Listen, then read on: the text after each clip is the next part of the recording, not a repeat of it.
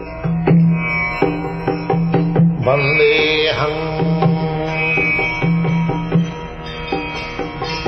Sri Guru.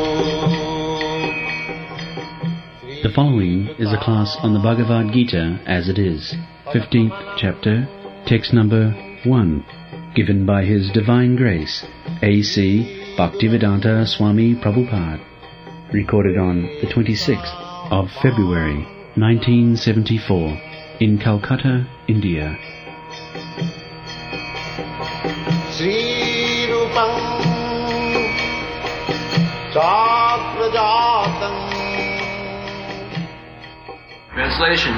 The Blessed Lord said, "There is a banyan tree which has its roots upward and its branches downward, whose leaves are the Vedic hymns. One who knows this tree is the knower of the Vedas." Report. After the discussion of the importance of Bhakti Yoga, one may question, what about the Vedas? It is explained in this chapter that the purpose of Vedic study is to understand Krishna. Therefore, one who is in Krishna consciousness, who is engaged in devotional service, already knows the Vedas. The entanglement of this material world is compared here to a banyan tree.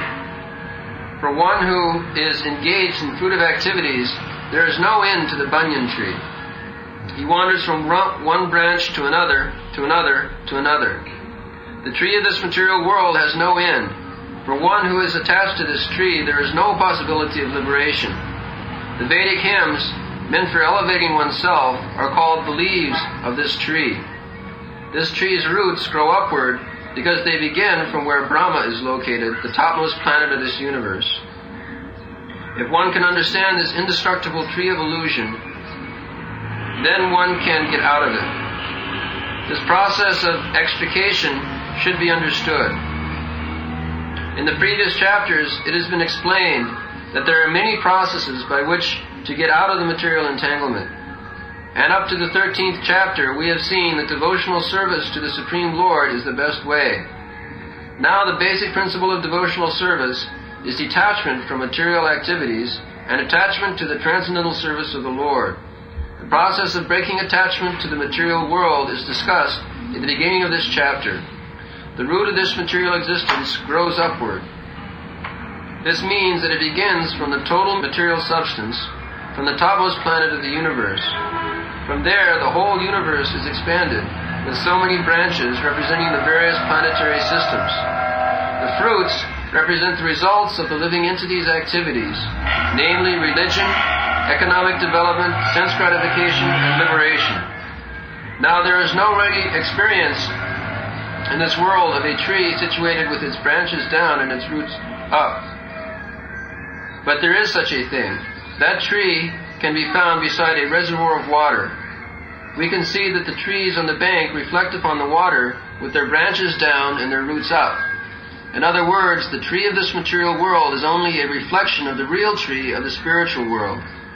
This reflection of the spiritual world is situated on desire, just as the tree's reflection is situated on water. Desire is the cause of things being situated in this reflected material light. One who wants to get out of this material existence must know this tree thoroughly through analytical study. Then he can cut off his relationship with it.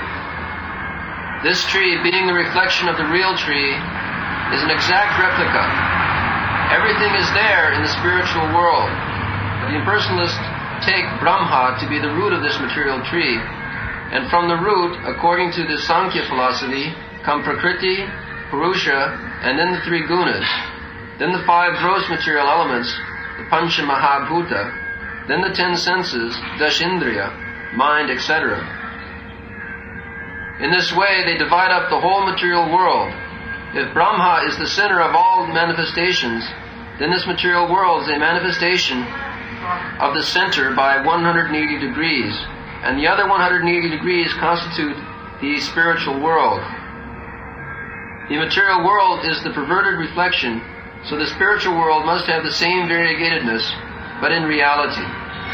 Prakriti is the external energy of the Supreme Lord, and the Purusha is the Supreme Lord Himself. And that is explained in the Bhagavad Gita. Since this manifestation is material, it is temporary. A reflection is temporary, for it is sometimes seen and sometimes not seen. But the origin from whence the reflection is reflected is eternal. The material reflection of the real tree has to be cut off. When it is said that a person knows the Vedas, it is assumed that he knows how to cut off attachment to this material world. If one knows that process, he actually knows the Vedas. One who is attracted by the ritualistic formulas of the Vedas is attracted by the beautiful green leaves of the tree.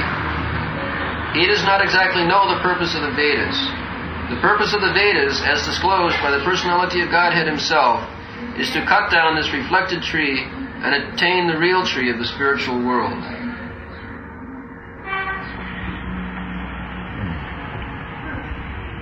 Now explain. So this material world is a perverted reflection of the transcendental spiritual world. Everything that we find here, and somehow we can trace its origins to the spiritual world. Just like we have... Therefore it is said, Urdhva Moolam. Moolam means root. They're saying, from the root, the tree grows and becomes expanded. So now, this experience, the moola is upside and the tree is expanding in this way. Urdhva moola. Adhoshaka. The branches are down. Here we are going to experience all these trees. The root is down and the branches are spread up. Here the experience is that means this material is created not from this matter, from spiritual world. What? So it's just as in the spirit, in the material world, there are personal relationships.